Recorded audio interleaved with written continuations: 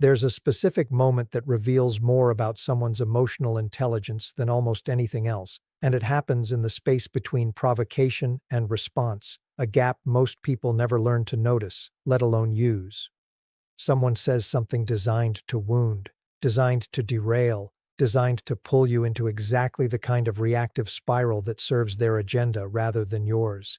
And in that narrow window, something different happens with people who've genuinely learned how to handle toxicity well. They don't react instantly, they don't disappear into avoidance either. They do something considerably more deliberate, and it's worth understanding exactly what that something is because it's learnable, even if it doesn't come naturally at first.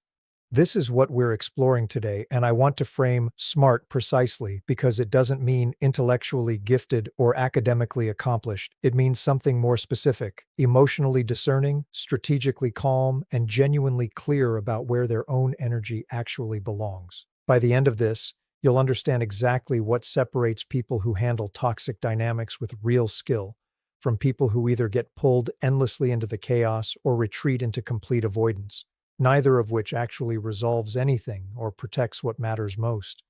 Let's start with the first principle because it reframes something most people get backward from the very beginning. Smart people don't try to win against toxic behavior. They refuse to enter the game at all. This distinction matters enormously, and it's worth understanding precisely why. Toxic behavior, whether it's manipulation, provocation, guilt-tripping, or any of the specific tactics this entire series has traced throughout its considerable length, depends on a very specific structure. Someone initiates a move, and the other person responds within the terms that move has set. The moment you respond within those terms, arguing back, defending yourself, explaining your position, you've already, in a real sense, agreed to play a game whose rules were never actually designed to produce anything fair or resolvable. Here's what smart people understand instead, and it's worth stating directly. The most effective response to a toxic provocation often isn't a better countermove. It's recognizing that the entire game doesn't deserve your participation in the first place. This sounds simple, but it requires something considerably harder than it appears. The discipline to notice in real time when you're being invited into exactly this kind of unwinnable exchange, and the confidence to decline that invitation without needing to explain or justify the decline itself. Let's talk about what this actually looks like in practice because it's worth grounding in something concrete. Imagine someone makes a passive-aggressive comment specifically designed to provoke defensiveness, wrapped just carefully enough that responding to it directly makes you look reactive, while ignoring it entirely feels like letting something unfair slide unchallenged. Most people feel pulled toward one of two responses: engaging directly, trying to correct the unfair framing, or suppressing the reaction entirely, swallowing it while internally seething. Smart people tend to do something different, a simple, calm acknowledgement that doesn't take the bait, interesting take, or simply redirecting the conversation entirely, without agitation, without needing the other person to understand why they're doing this. This is worth understanding as fundamentally different from passivity, because it requires genuine active discernment rather than simple avoidance. Passivity means not noticing the provocation, or noticing it and feeling too afraid to do anything about it. What we're describing is considerably more skilled, fully noticing the provocation, fully understanding what it's designed to produce, and then making a deliberate, conscious choice not to supply that reaction, precisely because supplying it would cost more than it would gain. Let's talk about the second principle, one that connects to something we've traced throughout many other explorations in this entire series.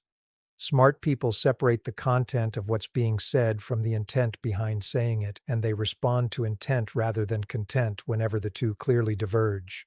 This distinction matters enormously because toxic communication often uses legitimate-sounding content to deliver an illegitimate, manipulative intent. A comment might be technically accurate on its surface while functioning underneath that surface as a deliberate attempt to destabilize, guilt, or provoke. Here's what's worth understanding about why this separation is so protective. If you respond only to content, taking every statement at face value and engaging with its literal accuracy, you remain vulnerable to endless manipulation dressed in reasonable-sounding language. Smart people learn to ask a different, more useful question before responding at all. What is this actually trying to accomplish? Is this genuine feedback offered because it will actually help me? Or is this a bid for control, for guilt, for a reaction that serves someone else's agenda rather than any genuine mutual benefit? Once this question gets answered honestly, the appropriate response often becomes considerably clearer than it initially seemed. What we haven't yet explored is how smart people apply this same discernment to some of the more difficult, more emotionally loaded situations toxic relationships tend to produce, how they protect their own energy without becoming cold or permanently guarded, and what specific, learnable habits actually build this capacity over time. Let's talk about how smart people apply this same discernment to some of the more difficult, more emotionally loaded situations toxic relationships tend to produce because the two principles we established in Part 1, refusing to enter the game and separating content from intent, matter even more when the stakes feel higher and the pull toward reaction feels stronger. Here's a specific pattern worth understanding. Smart people handle sudden, unexpected emotional intensity, tears, dramatic accusations, urgent crises that seem to require immediate response by deliberately slowing down rather than speeding up. This runs directly against most people's instinct because emotional intensity from another person tends to activate urgency in us, a felt sense that something requires an immediate answer, immediate reassurance, immediate resolution. Smart people learn to recognize this urgency as information rather than as an actual requirement to act quickly. They notice the pull toward speed, and they deliberately resist it, often by simply saying they need time before responding, without apologizing for that need or over-explaining why it exists. This is worth understanding as genuinely protective because manufactured urgency, whether conscious or not, is one of the most effective tools available for producing exactly the kind of hasty, reactive decisions that later feel regrettable. Slowing down doesn't mean coldness or indifference to genuine crisis. It means distinguishing between situations that genuinely require immediate response and situations where urgency itself is being used as leverage, precisely to prevent the kind of clear thinking that time and distance would otherwise allow. Let's talk about a second specific situation worth examining. How smart people handle being on the receiving end of comparison, being measured against someone else, an ex, a sibling, a colleague, in ways designed to produce insecurity or urgent, anxious effort to prove worth. This is worth understanding as one of the more emotionally sophisticated tactics toxic people deploy because it exploits a genuinely common, genuinely human vulnerability, the desire to feel valued and chosen. Smart people tend to respond to comparison with something worth naming precisely: genuine, calm disinterest in the comparison itself, refusing to compete for a position that was never actually being offered in good faith to begin with. Here's why this response works so effectively, and it connects directly to something we've traced throughout other explorations in this entire series. Comparison-based manipulation depends entirely on your engagement with the comparison as a legitimate framework worth taking seriously. The moment you start arguing your own case, listing your own merits, actively competing against whoever you're being compared to, you've validated the entire premise that your worth is genuinely up for evaluation against someone else's, on someone else's terms. Smart people simply decline this premise, not through argument, but through genuine, visible indifference to whether the comparison wins or not, because their own sense of worth was never actually contingent on winning it in the first place. Let's talk about the third specific habit worth understanding, one that ties together everything we've traced so far. Smart people maintain what we might call a portfolio approach to relationships, deliberately ensuring their emotional investment and their sources of validation remain spread across multiple genuine relationships and genuine interests, rather than concentrated entirely in any single, potentially toxic dynamic. This is worth understanding as genuinely strategic rather than simply a nice idea, because concentration of emotional investment in a single source is precisely what makes someone most vulnerable to that source's manipulation. If your entire sense of being valued, being interesting, being worthy of attention depends on one specific person's approval, that person holds enormous leverage over you, leverage that diminishes considerably once your sense of worth genuinely draws from multiple diversified sources instead. Here's what this looks like in practice, worth understanding concretely rather than abstractly. Smart people tend to maintain genuine friendships, genuine interests, and genuine sources of accomplishment entirely separate from any single relationship, not as a defensive strategy deployed specifically against toxicity, but simply as a genuinely healthy, sustainable way of building a life. This diversification happens to produce a powerful side effect worth naming directly. It makes manipulation considerably less effective because the specific leveraged toxic behavior depends on your fear of losing access to your primary or only source of validation simply isn't as available to exploit when that validation comes from many different places rather than being concentrated entirely in one. This brings us to the final and most important part of this exploration, the one where we need to address how smart people protect their own energy without becoming cold or permanently guarded. What specific learnable habits actually build all of these capacities over time if they don't come naturally yet, and why the entire approach we've traced throughout this exploration ultimately produces something considerably more valuable than simply winning against toxic people. A genuinely different, genuinely more peaceful way of existing in relationships altogether. Let's talk about how smart people protect their own energy without becoming cold or permanently guarded, because this distinction matters enormously, and it's worth addressing directly before we close.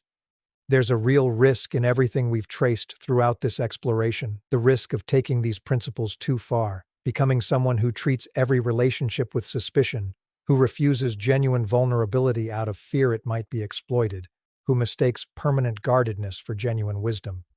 This isn't what actually characterizes people who handle toxicity well, and it's worth naming this distinction clearly, because getting it wrong costs you something genuinely valuable in every healthy relationship you build going forward. Here's what's worth understanding precisely. The discernment we've traced throughout this exploration, refusing unwinnable games, separating content from intent, resisting manufactured urgency, declining comparison, diversifying emotional investment, is applied selectively, based on genuine accumulated evidence about specific people and specific patterns, rather than applied indiscriminately to everyone as a default permanent posture. Smart people remain genuinely capable of deep trust, deep vulnerability, and genuine emotional investment with people who've actually demonstrated through sustained, consistent behavior that they're worthy of it. What they've learned to withhold, and withhold specifically, is automatic unconditional openness extended regardless of whether it's actually being reciprocated or respected, the exact pattern we've traced throughout so much of this entire series as one of the primary vulnerabilities toxic behavior depends on exploiting. Let's talk about what specific learnable habits actually build all of these capacities over time, because none of this arrives instantly or automatically, and it's worth naming the practice required directly. The first habit worth developing is deliberate, honest reflection after difficult interactions, not immediately, while still emotionally activated, but later, once some distance has settled, asking yourself specifically, was I responding to genuine content, or was I responding to manufactured urgency, manipulation, or an unwinnable game I got pulled into without noticing? This reflection, practiced consistently over time, builds exactly the kind of real-time discernment we've traced throughout this exploration, because pattern recognition improves considerably through honest, repeated review of past instances, even when that recognition arrives too late to change how a specific interaction actually unfolded. The second habit worth developing is deliberately practicing the pause, the specific delay between provocation and response we discussed in Part 2, starting in genuinely low-stakes situations before attempting it in higher-stakes ones. This might mean deliberately waiting before responding to a mildly frustrating email, deliberately taking a breath before replying to a minor criticism, building the actual physical habit of pausing in circumstances where the cost of practicing is low so that the habit becomes more available and more automatic when the stakes eventually become considerably higher.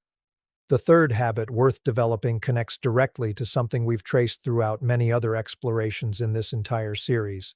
Deliberately, consistently investing in relationships and interests outside of any single potentially difficult dynamic, treating this diversification not as an afterthought, but as active, ongoing maintenance, the same way someone might deliberately maintain physical health through consistent exercise rather than waiting until illness forces attention toward it.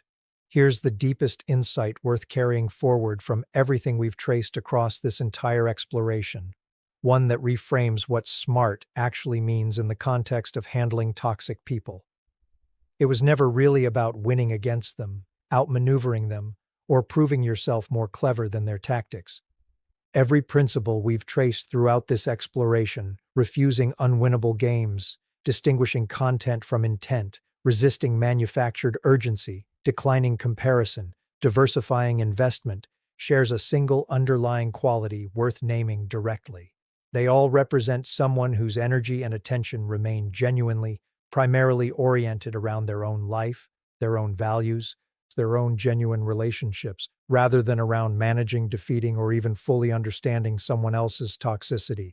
So, if there's one thing worth carrying forward from everything we've explored throughout this entire series, let it be this.